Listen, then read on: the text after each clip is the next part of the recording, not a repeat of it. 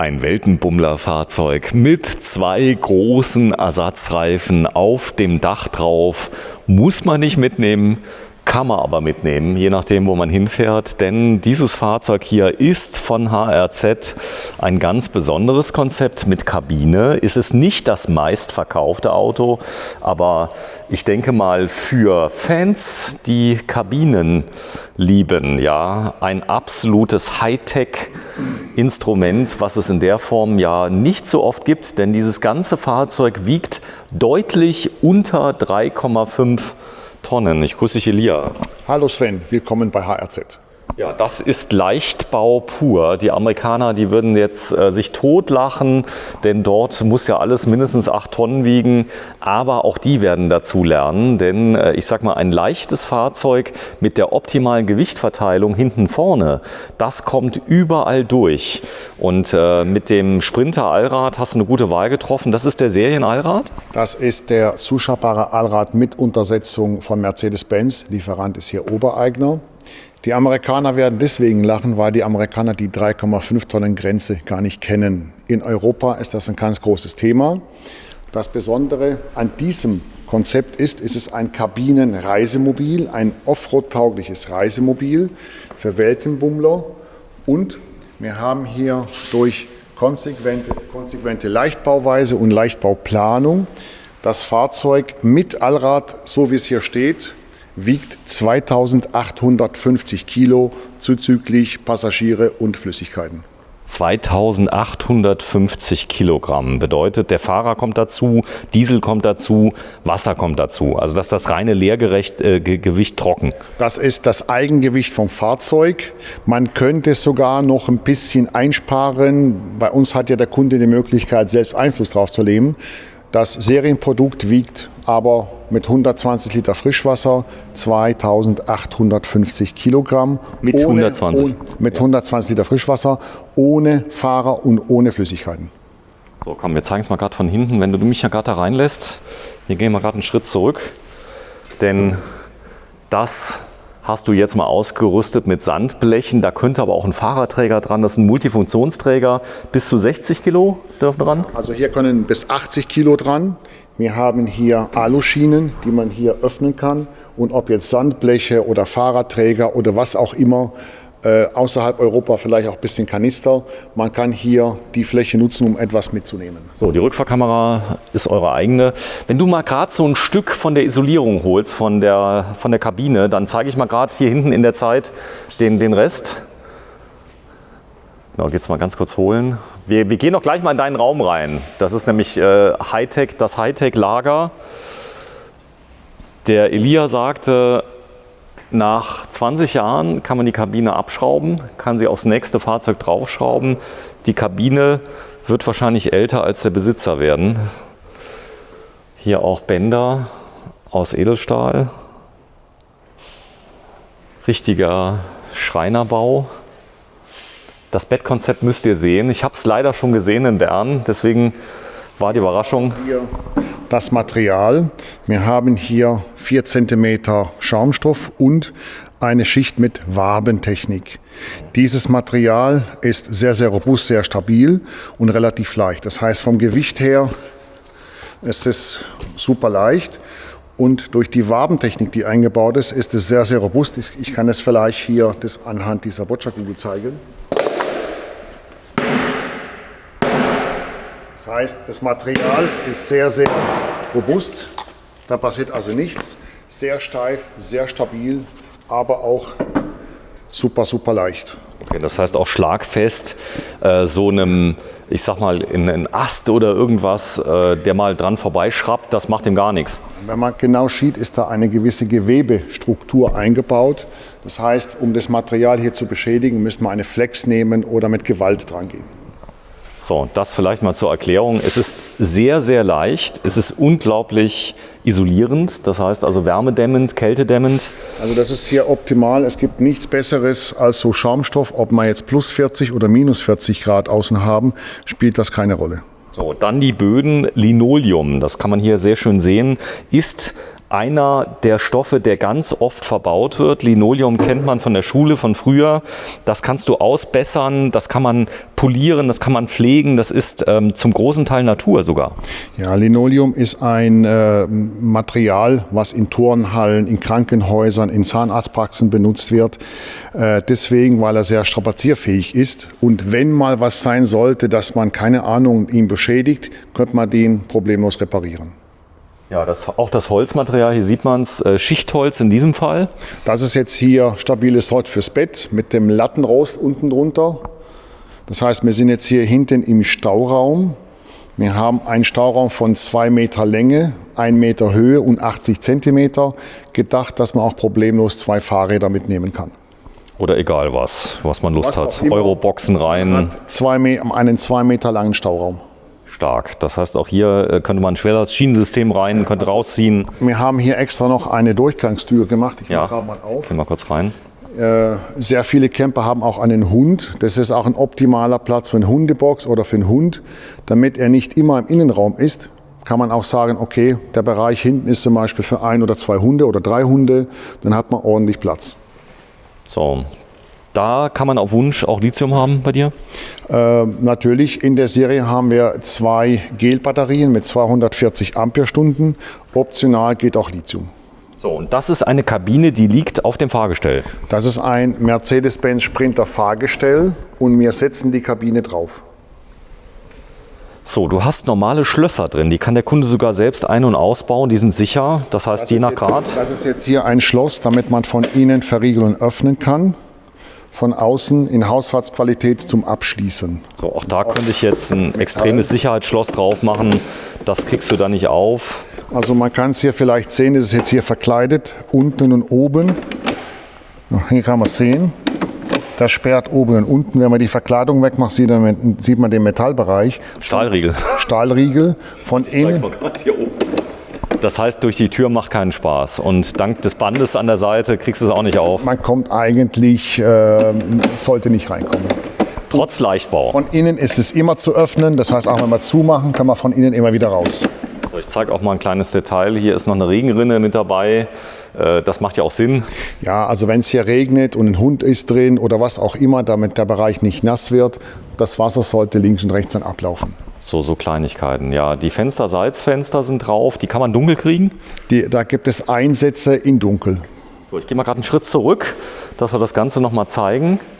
Das ist die Kabine, denn innen hast du ein Raumkonzept gewählt. Das habe ich so ähnlich schon mal bei anderen gesehen. Du hast sogar hier jetzt eine Treppe mit dabei. Das macht bei dem Fahrzeug wirklich Sinn, denn bei dem Fahrgestell bin ich ja eh schon ein bisschen höher. Also wir haben hier in der Serie eine elektrische Trittstufe dabei, eine 2-stufige. Die kann ich vielleicht auch mal kurz zeigen. Gerne. Denn die Einstiegshöhe, die hat es schon in sich. Trotzdem habe ich Bodenfreiheit. Ja. Man fährt ja nicht mit ausgefahrener Stufe, so kommt man rein und wieder raus. Und wenn man fährt, ist die drin. Ich zeige mal gerade, also weil viele Leute mit 4x4 Erfahrung sagen, ja, brauche ich ja nicht. Aber die schadet ja auch nicht, die fahre ich mir nicht ab. Also das geht gar nicht. Die ist eingefahren und von daher stört die überhaupt nicht. So, hier sieht man schön den Allrad. Das ist ordentlich, der Allrad? Ja, also wir haben hier 11 cm mehr Bodenfreiheit. Durch die MT-Reifen haben wir nochmal 1,5 cm gewonnen. Das heißt eine ordentliche Bodenfreiheit, sodass man wirklich über Stock und Stein fahren kann. Es ist kein Unimog, hast du gesagt. Trotzdem ist die Geländegängigkeit schon beeindruckend. Es gibt allerdings auch Grenzen bei diesem Fahrzeug. Das ist jetzt wahrscheinlich nicht gedacht, um damit jetzt, ich sag mal, über Stock und Stein zu fahren, irgendwo im Gebirge, nee, dafür ist es nicht. Doch, im Gebirge über Stück und Stein überhaupt kein Thema. Aber man muss ganz klar sagen, das ist ein Mercedes Sprinter und wir sind unter 3,5 Tonnen. Das ist in der Tat kein Unimog, weil das ist nicht dafür gedacht, im Wald über Baumstämme zu fahren, das ist klar. Das ist hier ein kompaktes, offroad-taugliches Reisemobil mit viel Komfort, in dem man auch im Gelände fahren kann. So, der Möbelbau ist für Rüttelpisten gebaut, spielt gar keine Rolle, wo man drüber fährt. Es gab mal so einen Test, da sind die über Eisenbahnschwellen gefahren und nicht nur 1 Kilometer, sondern 35 Kilometer. Und das Reisemobil hat es überstanden. Das war nicht eins von dir, sondern ein anderes. Das wäre auch kein Problem. Also die Möbel sind hier alle verschraubt und verleimt, Offroad-tauglich. Die Möbel kleppern bei uns nicht. Okay, auch wenn man 20 Kilometer Eisenbahnschwellen fahren würde? Auch wenn man 300 Kilometer war. Also das spielt keine Rolle. Das heißt, in der Regel klappern die Kleiderbügel, klappert das Geschirr, aber die Möbel sind verleimt. Ohne Vorschlaghammer wackeln die Möbel nicht. So, 3,5 Tonnen gibt es auch mit mehr Gewicht auf Wunsch, wenn ich jetzt ein bisschen mehr reinmachen möchte? Also schwerer geht immer. Das Besondere an diesem Konzept ist ja, dass wir 5,99 Meter lang sind. Das heißt, wir sind unter 6 Meter lang. Wir haben ein allradtaugliches Reisemobil. Innen drin, trotz dass wir so kompakt sind, relativ großzügiger Wohnbereich, gute Dusche, Platz für die Toilette und wir sind 2850 Kilo schwer. Den Sprinter gibt es aber bis 5,5 Tonnen zu bestellen. Das heißt, wenn ein Kunde sagt, ich möchte länger, breiter, höher, mehr haben, die Schwierigkeit ist immer leichter zu werden und nicht schwerer. Kann man den, wenn ich jetzt eine schwere Version bestelle, wieder ablasten später? Wird das gehen? Wenn das Gewicht ist erlaubt, ja. Gut, die Tür in der gleichen Qualität wie hinten die Klappe, vollkommen identisch. Kann man unten zeigen mit einem zweifach Metallschluss. Das heißt hier Haushaltsqualität, auch abschließbar natürlich. Du hast jetzt gar keine Außennieten. Viele gehen ja hin aus optischen Gründen und gehen hin und machen 1000 Nieten drauf, damit es ja martialisch aussieht. Das brauchst du nicht, oder? Wir machen es innen drin. Es soll ja auch dezent aussehen. Also ich zeig mal gerade das Klavierband. Das zeigst du aber außen. Das signalisiert dem Dieb viel Spaß. Also hier ist es wirklich so, dass man die Tür nicht aufheben oder von draußen drankommt. Wenn hier einer irgendwie einbrechen möchte, muss er eine Flex haben. Ja, eine Flex haben oder er geht durchs Fenster. Das wäre die einzige Chance. Ja, er muss erstmal 2 Leiter haben. Für die Fenster gibt es auch Stangen. Der Kunde kann bei uns auch Stangen bestellen. Da kommt keiner mehr durchs Fenster. So, jetzt gibt es aber auch hier eine Lösung. Es gibt Echtglasfenster, je nach Gewichtsklasse. Also wenn ich jetzt sage, ich habe jetzt mehr Gewicht, kannst du bei jemand anrufen, der liefert dir aus Makrolonfenster zum Beispiel. Also was der Kunde will. In der über 3,5 Tonnen Klasse können wir auch Echtglasfenster einbauen. Unter 3,5 Tonnen ist das aus Gewichtsgründen nicht möglich. Ich zeige es mal gerade hier drin, wie schön das gemacht ist mit dem Band.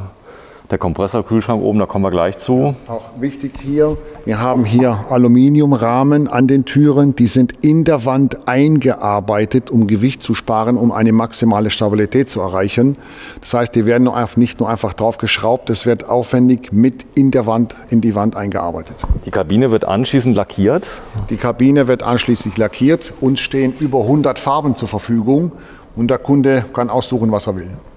Gut, wenn er die selbst lackiert, könnte ja sogar eine Kontrastfarbe zum Fahrzeug noch da sein.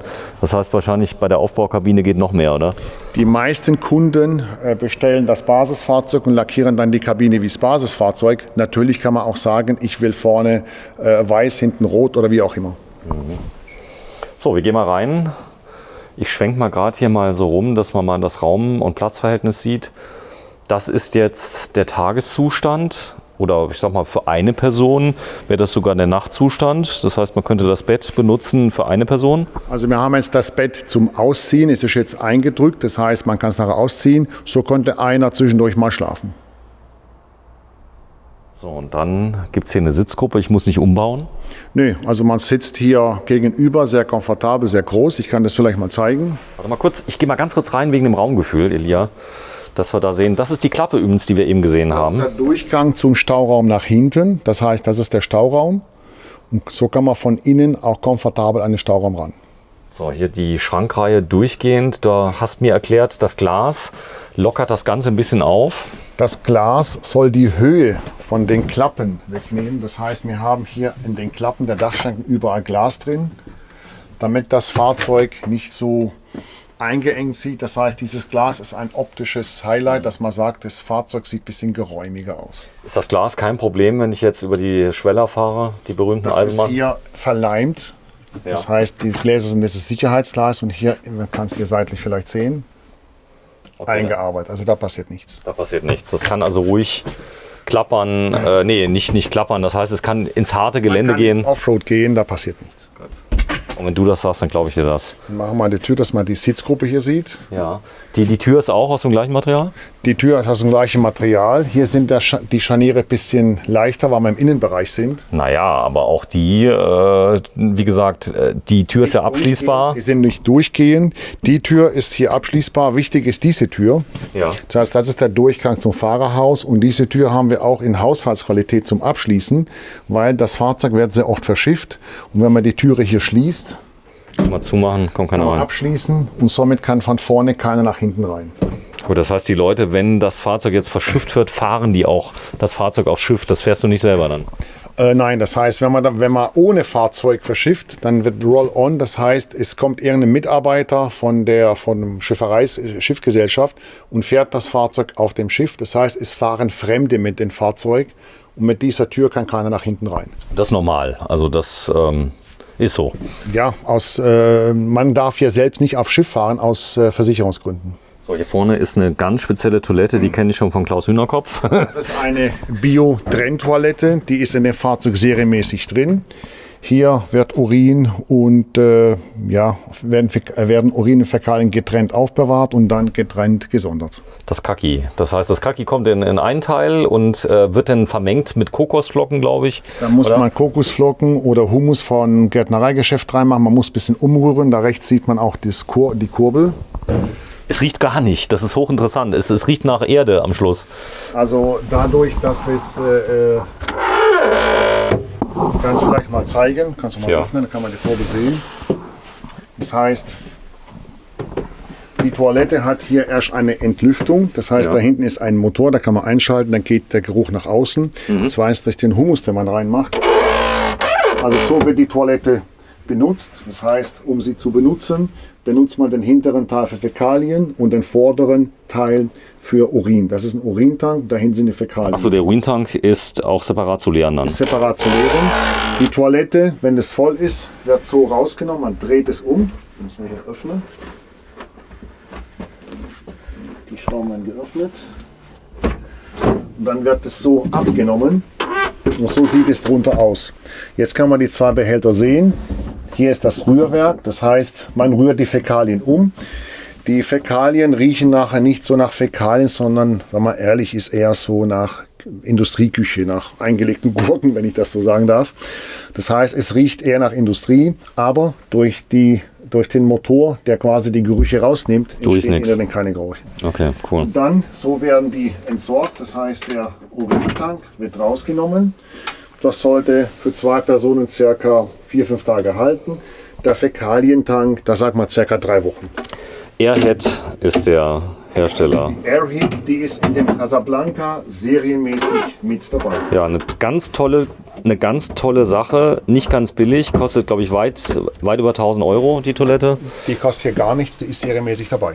Nee, wenn man sie sonst kaufen, weil da kommen direkt die Fragen, was die denn kostet. Das ist eine tolle Toilette, also ich kann dir nur sagen, also wer jemals Chemie hatte und das Coole ist, da kommt ja anschließend Humus raus, also reine Natur. So.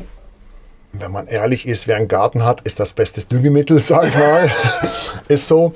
Das heißt, das, was rauskommt, ist biologisch, sage ich. Und da kann man es wirklich, wenn man jetzt in Afrika unterwegs ist, auch mit einer Schaufel vergraben. Das heißt, man ist nicht mehr davon abhängig, dass man auf Entsorgungsstationen geht. Ja.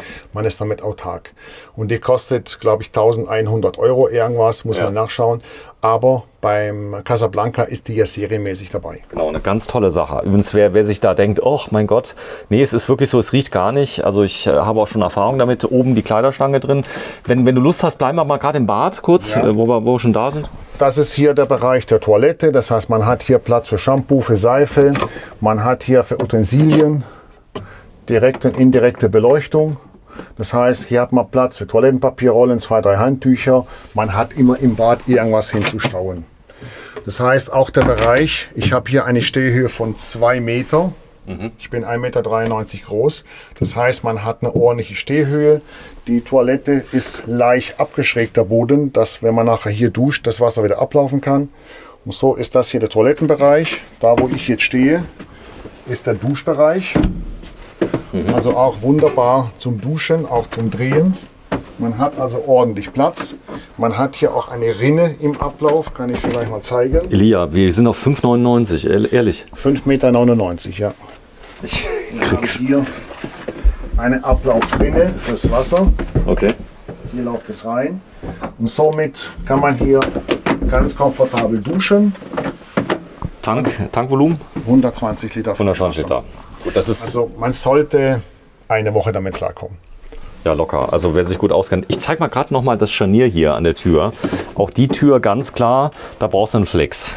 Also das ist ja innen drin. Das Ja. heißt, die Außentüren haben durchgehende Klavierbänder. Ja, aber- innen drin reicht Ich das. sag mal, wenn einer reinkommen will, ich sag mal, der holt eine Flex und macht dann auf, dann sieht man es aber. Also du kommst jetzt zerstörungsfrei nicht rein. Nein, also ohne grobe Gewalt kommt man nicht rein. Muss man ganz klar sagen. Hier ist ein großer Spiegel, auch wieder mit direkter und indirekter Beleuchtung. Für die Damenwelt, zum Schminken vielleicht. Ja, ist auch toll, wenn der Herr sich rasiert zum Beispiel. Er kann sich endlich mal sehen, er sieht hier das Härchen. Ich habe die Anspielung verstanden. Nee, gar nicht. Und da? Also meine Frau besteht drauf, die sagt, das ist optimal zum Schminken, direkte und indirekte Beleuchtung. Hier ist das Waschbecken drin, auf Arbeitshöhe. Das heißt, man kann sich optimal die Zähne putzen, sich rasieren, auch nach vorne beugen. Man hat Platz, sich zu bewegen. Und du kannst zumachen sogar. Das ist war das. uns, das war uns hier wichtig. Wir sind zwar kompakt und leicht, aber man hat ein ordentliches Bett, eine ordentliche Nasszelle. Man hat alles, was man braucht. Hier So. ist die Dusche nachher drin. Das Ja. heißt, Hast du, zieht mal raus? das ist die Dusche. Man kann sie auch hier hinnehmen. Das heißt, das ist der Duschbereich, wo ich jetzt hier bin. Ich brauche keinen Duschwagen. Nee, die Türen sind ja alle dicht, wenn wir sie zumachen. Und dann duscht man hier drin. Das ist ja alles GFK. Das ist genial, oder? Ja, also das ist eine ordentliche Nasszelle, platzsparend eingebaut. Wenn du mal gerade mal drin bleibst, ich zeige dich mal komplett, du bist ja 1,93 und alle Fahrzeuge sind so gebaut, dass auch große Menschen, sag mal klar, wenn ich jetzt 2,10 Meter bin, dann habe ich ein Problem, dann habe ich wahrscheinlich andere Fahrzeuge, sagen wir es mal so. Also es ist in der Tat so, alle Fahrzeuge, auch die Kastenwegen sind bei uns so gebaut, dass ich mit meinem 1,93 Meter auf der Toilette sitzen kann, mich reinigen kann, ohne dass ich die Beine überkreuzen muss und mir den Kopf anschlage. Und von daher ist es eigentlich auch sehr geräumig. So, schön der Kühlschrank auf Arbeitshöhe, genau wo er hingehört, direkt neben dem Eingang. Hier oben haben wir den Kühlschrank, Kompressorkühlschrank mit Tiefkühlfach. Die Firma gibt es übrigens schon ewig, Kissmann aus München. Die ist der Hammer. Also die kommen aus dem Hotel oft. Ja, also die Kühlschränke haben einen riesen Vorteil. Das sind Kompressorkühlschränke, die relativ wenig Strom verbrauchen. Also das ist so relativ mit der sparsamste Kühlschrank, den es gibt. Ja, ist aber auch nicht gerade der billigste, muss ich sagen. Aber spielt bei uns, also bei HRZ, merkst du ja an der Toilette, an der Dieselheizung, spielt keine Rolle. Das Konzept ist so, dass man sagt, man baut das Bestmögliche ein für diesen Zweck. Ja. Und wenn das Ding halt ein paar hundert Euro mehr kostet, dann kostet halt ein paar hundert Euro mehr. Sehr schön. Auch die Höhe ist optimal. Es bringt ja nicht viel, wenn wir was einbauen, was die Hälfte kostet. Der Kunde ist nachher unzufrieden. Ja, der Vorteil ist, ich muss mich nicht bücken. Das der ist schön. Oben. Hier unten haben wir eine sehr tiefe Besteckschublade. Das heißt, man hat für Küchenmaterial auch in Arbeitshöhe, ohne sich bücken zu müssen. Hier unten, wenn man ein paar Sachen zum Hängen hat, haben wir den Kleiderschrank. Großen Kleiderschrank für Kleidung zum Hängen. Und hier oben haben wir 6 Dachschrankeinheiten für Kleidung zum Legen. Auf der Seite 4. Das war übrigens der Test. 4. Das ist Sicherheitsglas, da kann nichts passieren. Hast du ja schon mal gesagt. Ja. Auf der Seite 4 Dachschränke und auf der linken Seite nochmal 3. Also hier ausreichend Platz für Kleidung zum Legen. Ja, ich zeige übrigens mal, die meist benutzte Nahrung bei Offroad-Campern in Afrika ist Pasta-Snack von Knorr. Nee, eben nicht. Das ist nur ein Beispiel. Ja. Ein bisschen Deko muss ja Das ist sein. ein bisschen Deko hier. Gut. Das ist wahrscheinlich die einzige Deko, die in der heutigen Zeit erlaubt ist. Das soll mal zeigen. So, dann, ich gehe mal kurz auf die Seite. Eine tolle Küche. Hier haben wir den Küchenbereich, auch auf Arbeitshöhe. Die innenste Höhe im Fahrzeug ist 2 Meter. Das heißt, man kann sich sehr gut drin bewegen. Wie gesagt, ich bin nicht der kleinste und der leichteste Camper, den es gibt. Der Basketballer hier. Von daher kann es gut, man kann sich sehr gut bewegen. 2 Flammenkocher, Edelstahlspüle versenkt. 4 hier Schubladen. Sag mal, das Thema Dieselkocher, ist das ein Thema bei Offroad? Es gibt ein paar Sachen in der Campingwelt, die klingen im Prospekt sehr gut. In der Praxis haben sie sich aber nicht so bewährt. Alle unsere Allradkonzepte haben Dieselheizung und Warmwasser mit Diesel, aber einen Gaskocher, weil nichts ist so gut wie ein Gaskocher. Das Thema Dieselkocher hat den Nachteil, der Dieselkocher braucht viel Strom. Und der braucht ewig, glaube ich. Der Dieselkocher, wenn man zum Beispiel Kaffee machen möchte, dauert relativ lang, bis das Wasser warm wird. Es wird nicht richtig warm, es wird heiß. Und von daher, das klingt im Prospekt sehr gut, aber in der Praxis, wer schon mal weggefahren ist, hat Gas- und Dieselkocher getestet, der sagt, Dieselkocher ist nicht interessant, der Gaskocher ist der bessere. Damit man weltweit den benutzen kann, haben wir die 2,8 Kilo Butangasflasche drin. Die wäre da unten drin. Ja.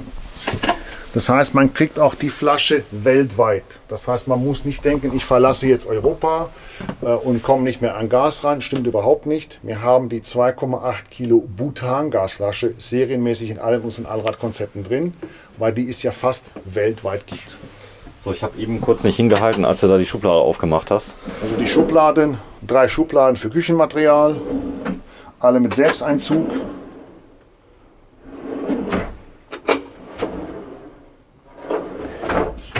Hier Stauraum für Töpfe, Mülleimer, was auch immer. Das heißt, auch in der Küche haben wir ausreichend Platz. Toll. So, da ist, das habe ich schon gelernt, das ist der Höhentaster, wenn ich in große Höhen komme für die Dieselheizung. Das ist der Höhenkit von Truma für die Truma-Heizung, für die Dieselheizung. Wenn man in die Berge fährt, 2000 Meter und so weiter, dann kann man die zweite Pumpe einschalten. Das sind die serienmäßigen Steckdosen, das ist immer mit dabei. 12 Volt, 230, Lichtschalter, alles was man braucht. Das ist jetzt hier, jetzt habe ich quasi die Heizung vom Abwassertank eingeschaltet und wieder ausgeschaltet. Gott.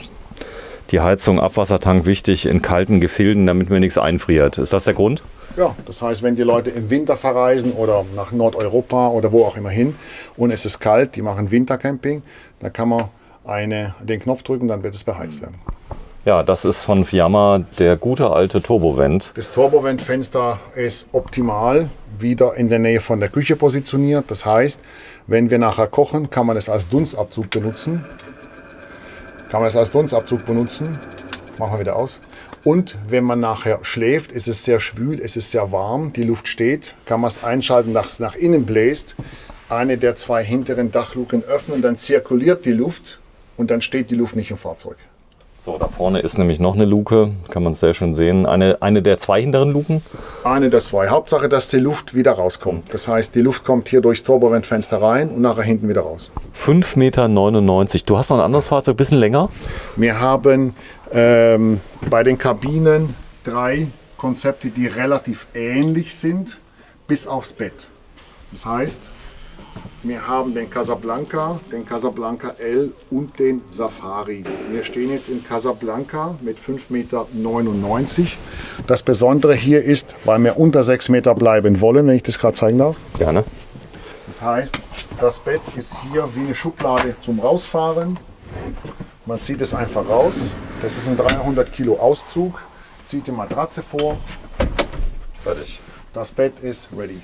Es gibt übrigens auch Spannbettbezüge, die die ganze Matratze umschließen. Das habe ich schon gesehen. Also das ist sehr interessant. Dann brauchen wir nämlich nicht irgendwie zu zuppeln, zu ziehen. Die werden so einfach eingeschlossen. Und das sind solche Ärmel, sage ich jetzt mal, die über die Matratze kommen. Also ruhig mal informieren. Und dann ist nämlich so das Bettmachen eine Sache von Sekunden. Man muss den Bettbezug nicht mehr machen, sondern beide Matratzen sind schon bezogen. Genau, die sind schon bezogen. Das ist jetzt so gemacht, das ist jetzt die Nachtposition, das heißt, so schlafen die Leute. Wir haben das so gemacht, dass der Auszug über die Spüle geht. Das heißt, man kann auch morgens aufstehen, Kaffee kochen und einen Platz noch benutzen. Das heißt, auch wenn der Partner noch schläft, kann man sagen, okay, ich lasse den Partner ausschlafen, ich steige aus, kann Kaffee kochen, kann hier frühstücken, kann duschen, Toilette benutzen. Das heißt, das Bett, wenn es gemacht ist, stört nicht. Wenn man zu zweit ist, dann kann man das Bett wieder reinschieben. So, davon sind die Leselampen. So, das sind die 2 Leselampen mit USB-Lademöglichkeit. Das Bett wieder rein ist auch ganz einfach. Okay. Da unten ist ein Riegel, das nicht rutscht, und dann schiebt man es wieder rein. Und für die Fahrt verriegeln. Und dann hat man wieder eine Doppeldinette, da kann man zu zweit wunderbar sitzen. Wir haben hier sehr viel Platz. Ich bin mit meinen Knien noch nicht mal an der Hälfte vom Tisch mit 1,93 Meter Körpergröße. Das heißt, man kann ordentlich sitzen, man hat Platz zum Essen, kann sich bewegen, auch zu zweit mit 1 oder 2 Hunden. Und hier der Zugang zum Stauraum.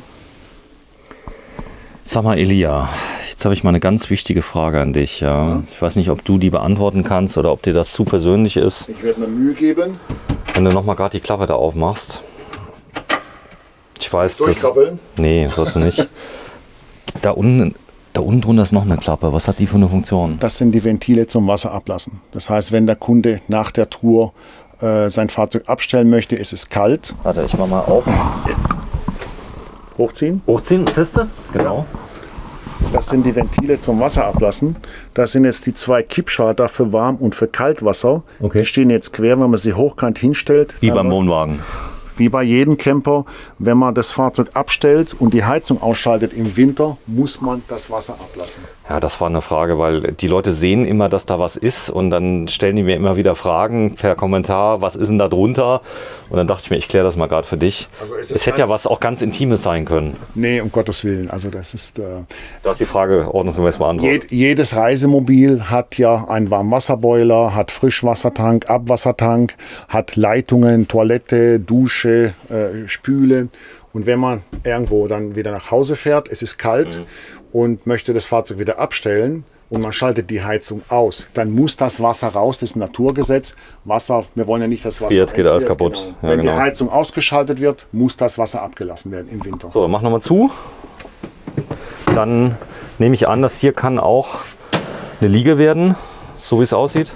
In der Serie braucht man das nicht. Wenn jetzt einer sagt, ich hätte gern noch, dass man hier noch ein Bett draus machen kann, das sind 1,90 Meter mal 70 Zentimeter in der Serie. Unten drunter noch eine Schublade. Unten runter nochmal eine Klappe für Kleinigkeiten, dass man was machen kann. Sag mal, Elia, ist das hier so fußwarm durch die Isolierung oder ist das kalt? Wenn es draußen so mal wirklich minus 10 Grad, minus 20 Grad sind, ist der Boden kalt? Nein, das ist ja, der Boden ist auch Sandwich mit Aluminium verstärkt als Trägerelement.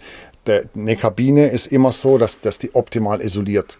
Wenn zum Beispiel die Sonne, auch jetzt, wir haben draußen vielleicht 14, 15 Grad, wenn das Fahrzeug jetzt in der Sonne draußen steht und wir haben die Tür vorne geschlossen, wir gehen durch die Kabine zum Fahrerhaus, dann denkt man ist vorne 5 Grad wärmer als hinten. Das heißt, die Kabine ist optimal zum Isolieren. Es gibt eigentlich im Reisemobilbereich nichts Besseres als eine Kabine. Aber Wärme, Kältebrücken kann es ja hier gar nicht geben, weil das Ding ist ja... Das sind Sandwichwände, das sind komplette Sandwichwände.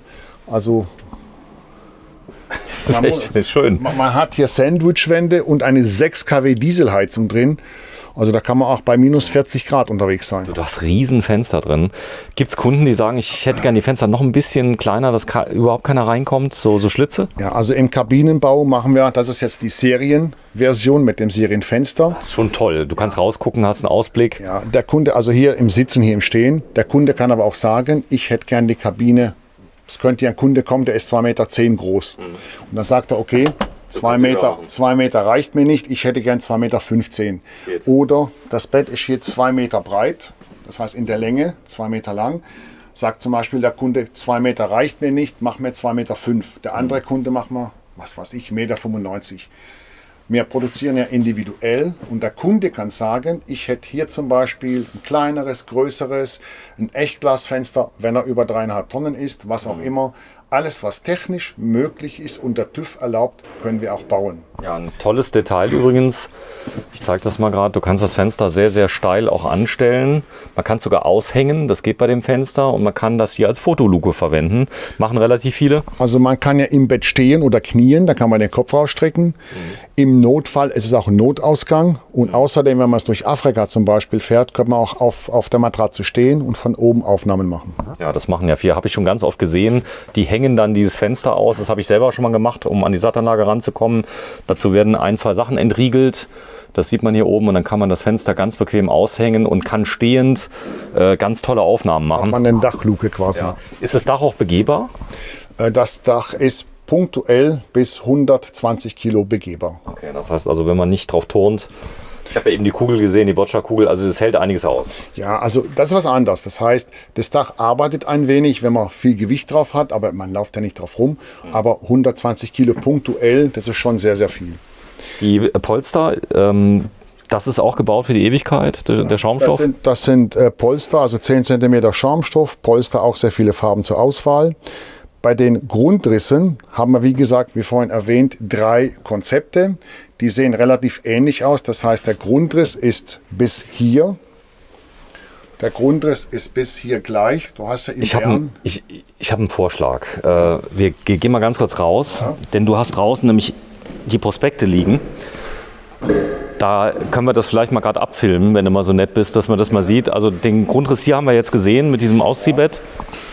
Der Unterschied zwischen den 3 Konzepten ist eigentlich nur das Bett. Ich hole mal die 3 Prospekte, da kann man sie hier auf der Theke schön öffnen. Gerne. So. Ja, wenn du es vielleicht hier auf dem Tisch machst, da kann ich ein bisschen besser filmen. Das heißt, wir haben 3 Konzepte. Wir wären gerade im Casablanca. Der Casablanca hat hinten... Warte mal kurz, das ist jetzt der Casablanca L, das ist der Casablanca. Das ist der Casablanca, in dem wir gerade drin waren, mit den 2 Matratzen wie eine Schublade zum Rausziehen. Das heißt, so sieht das Bett ausgezogen aus. Okay. So, der eine oder andere Kunde sagt, ich möchte das Bett nicht bauen. Das Bett soll permanent verfügbar sein. Dann ist das Fahrzeug, jetzt kommen wir zum Casablanca L. Das war der in Bern? Genau, das Fahrzeug hast du in Bern gezeigt. Dann ist das Fahrzeug einen halben Meter länger. Dafür ist das Bett hinten fix, ohne hin und her zu ziehen. Ein Querbett. Das heißt, es ist ein Querbett, 2 Meter Länge. Und dann muss man das Bett nicht bauen. Breite vom Bett? In der Serie 1,30 Meter, optional auch ein bisschen breiter. Das heißt, hier muss man das Bett nicht bauen. Dafür ist das Fahrzeug einen halben Meter länger. Es gibt noch eine dritte Möglichkeit, wenn der Kunde zum Beispiel... Kurz, wenn du das mal gerade hier in die Mitte legst, da komme ich etwas besser ran mit der Kamera. Es gibt noch eine dritte Möglichkeit, wenn der Kunde jetzt sagt, das Fahrzeug soll trotzdem noch unter 6 Meter bleiben. Und ich möchte aber nicht bauen, da können wir 2 Stockbetten übereinander machen. Stockbetten? Stockbetten hinten quer, Genial. 2 Meter lang, 80 Zentimeter breit. Das wäre mein Grundriss. Das sind die 3 Versionen. Vorne ist eigentlich alles gleich, bis aufs Bett. Entweder nimmt man den Casablanca mit dem Bett wie eine Schublade zum Rausziehen. Oder man sagt, man möchte nicht bauen, schläft übereinander getrennt. Oder eben, man macht das Fahrzeug einen halben Meter länger, dann hat man ein festes Bett. So kann der Kunde selbst entscheiden, was er haben will. Der Casablanca L ist ca. 30 bis 40 Kilogramm schwerer durch den halben Meter mehr Volumen. 30 bis 40 Kilogramm. Okay, ja, das geht ja noch. Das ist einen halben Meter. Das heißt aber auch Fähre wieder teurer. Das ist dann kein kompaktes Fahrzeug mehr. Der Kunde muss selbst entscheiden. Das heißt, wir bauen seit 49 Jahren Reisemobile. Wenn ich eins in meinen 22 Jahren hier gelernt habe, das perfekte Reisemobil gibt es nicht. Ich träume immer nachts davon. Das wäre auf der Autobahn ein Porsche, im Wald ein Unimog und wenn man steht, 12 Meter lang und 8 Meter breit. Deswegen, wir zeigen die Möglichkeiten, die es gibt. Wenn der Kunde sagt, der Grundriss gefällt mir, ich möchte unter 6 Meter bleiben, dann muss man halt das so sagen, man nimmt entweder die Schubladenversion oder die Stockbettversion. Wenn der Kunde sagt, das Fahrzeug kann 6,50 Meter lang sein, dann können wir ein Doppelbett fest hinten einbauen. Sag mal, Aufbau, Kabine und Rollstuhl, geht das? Hast du schon mal gemacht? Ja, haben wir schon einige Male gemacht. Kabine ist... Warte, ich zeig mal gerade, das ist jetzt ein Kasten auf Rollstuhl. Das ist jetzt ein Kastenwagen. So, und das Gleiche ginge auch so oder so ähnlich, ging das dann auch bei der Kabine? Ja, der Kastenwagen hat Grenzen. Wenn wir zum Beispiel ein Paar haben, bei dem beide im Rollstuhl sitzen, dann ist der Kastenwagen zu klein. Das muss man ganz klar sagen. Der Kasten haben wir auch schon gebaut, kann nachher Bilder zeigen. Die Kabine bietet Möglichkeiten, eine extrem breite Tür einzubauen und innen in die Breite zu gehen. Das heißt, bei Kabinen können wir drin sagen, wir bauen die Kabine so, dass sich auch 2 Rollstuhlfahrer drin ein bisschen bewegen können. Okay, verstanden. Das heißt, die ganzen brauchen das ein bisschen breiter, dann ein bisschen geräumiger innen. Das haben wir schon gemerkt bei dem Auto. Da war es denn so, dass der Rollstuhlfahrer sich hier drin drehen kann. Habe ich zu dir gesagt, das ist mein Grundriss. Das ist sehr offen, loungemäßig. Also das Konzept ist hier so gemacht, dass es für ein Paar ist, ein Rollstuhlfahrer und ein Fußgänger. Okay. So, also pass auf, bevor wir jetzt das Video explodieren lassen, wieder mal 40 Minuten waren es wert. Wir gehen noch einmal kurz nach oben, dass wir noch mal von oben auf das Dach gucken, denn du hast ja diese Empore nicht ohne Grund gebaut. Auch hier Sandfilter drin?